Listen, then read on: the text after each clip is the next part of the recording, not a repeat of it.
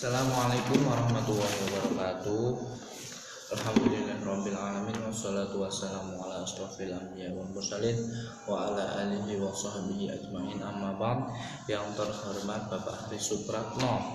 Bapak Hari Supratno selaku Rektor Universitas Hasyim Asy'ari, yang terhormat Dr. Jasminto selaku Dekan Fakultas Agama Islam Universitas Hasyim Asy'ari, yang terhormat Pak Umam selaku Kepala Prodi PAI, yang terhormat Ibu Laili Masrurah selaku Ibu DPA, yang terhormat Abi Hanifuddin selaku dosen pengampu media pembelajaran dan pencetus metode Hanifida, yang terhormat Ibu Bapak kami atau orang tua kami yang telah membiayai kami sehingga kami bisa sampai ke jenjang pendidikan yang lebih tinggi sampai saat ini.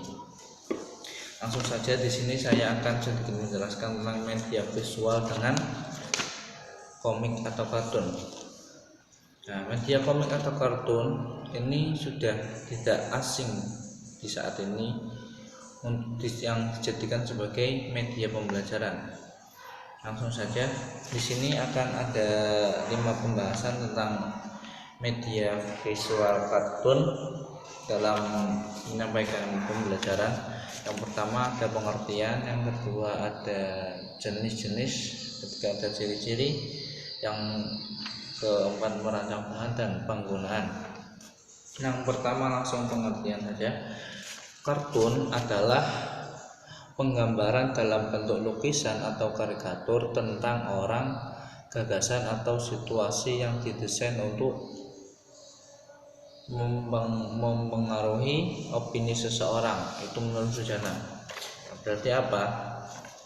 Kartun atau komik ini adalah suatu gambar untuk mendeskripsikan sebuah kondisi atau situasi atau orang untuk mempengaruhi opini seseorang. Lanjut, jenis-jenis kartun ada 5, yaitu yang pertama adalah kartun murni, yaitu kartun yang sekedar gambar lucu tanpa mengulas suatu permasalahan. Nah, kartun murni ini adalah gambaran saja, bukan untuk menyampaikan sesuatu problematika atau gagasan dari seseorang, hanya gambar random saja atau gambar yang di pinggir jalan tanpa ada atau coret-coretan yang tidak bermanfaat, hanya gambar lucu. Yang kedua ada kartun editorial, yaitu kartun yang biasanya itu menyampaikan masalah politik atau peristiwa aktual. Biasanya ini di dalam koran. Nah, apakah masih ada? Ya pasti ada, tapi jarang digunakan saat ini karena koran sudah kalah dengan aplikasi-aplikasi yang menyampaikan berita lebih cepat daripada koran. Yang ketiga ada kartun komik. Nah, kartun komik ini sudah kita pahami bersama bahwa kartun komik ini adalah menjelaskan dengan gambar suatu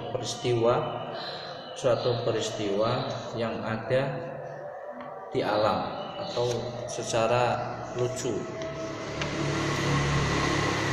Yang ketiga ada kartun karikatur atau gambar lucu atau satir. Nah, biasanya ini digunakan untuk para menyindir politikus bangsa.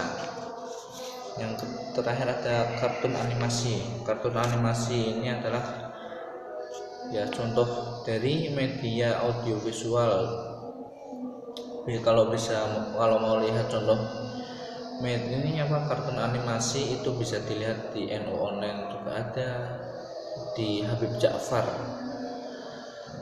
Husain Ja'far juga ada.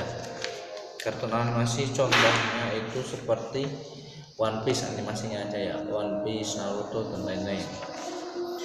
Yang ketiga ada ciri-ciri tentang kartun komik, yaitu yang pertama ada pemakaiannya sesuai tingkat pengalaman, yaitu kartun hendaknya dapat dimengerti siswanya.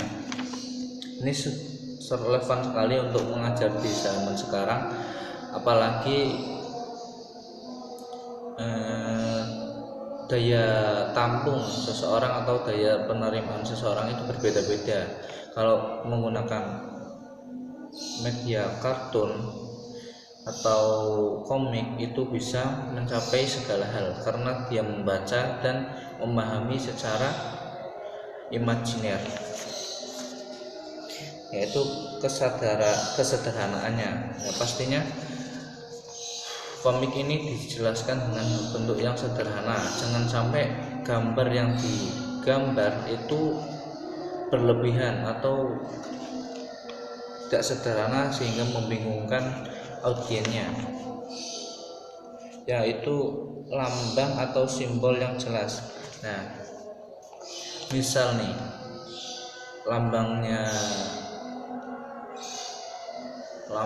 dari sebuah organisasi itu apa, misalnya itu bumi, yang nanti digambarkan dalam kartun itu sebuah bumi yang berwarna hijau. Itu contoh dari ciri-ciri lambang atau simbol yang jelas jika akan membuat kartun atau komik. Yang ketiga ada memotivasi. Pastinya membuat kartun tanpa adanya tujuan itu ya kayak tadi, tujuan pembelajaran yang sebelumnya sudah saya jelaskan, bahwa ini harus memotivasi atau hanya sekedar lucu-lucuan saja juga boleh aslinya, tapi di dalamnya pasti ada unsur memotivasi seorang audiens. Yang terakhir ada sebagai ilustrasi, yaitu penggunaan kartun sebagai selingan variasi dalam mengajar. Ilustrasi itu adalah penggambaran ulang atas kejadian yang telah terjadi di kehidupan nyata. Lanjut ke merancang bahan, yaitu yang pertama adalah membuat skrip. Pastinya di dalam komik itu ada skrip yang digunakan, yaitu apa, untuk percakapan dalam tokohnya. Masa di dalam tokoh komik ada percakapan, kan aneh. Yang kedua adalah membuat karakter yang mudah dipahami, yaitu membuat karakter dengan karakternya yang bisa dimengerti secara mudah. Contohnya itu ya tadi, misal NU itu dengan warna hijau dan bumi, atau misal One Piece itu Luffy-nya menggunakan karet, manusia karet, yaitu bisa memanjang dan lain-lain. Lanjut ke ketiga adalah keselarasan dengan materi. Pastinya kalau membuat komik itu harus selaras dengan materi yang akan disampaikan. Misal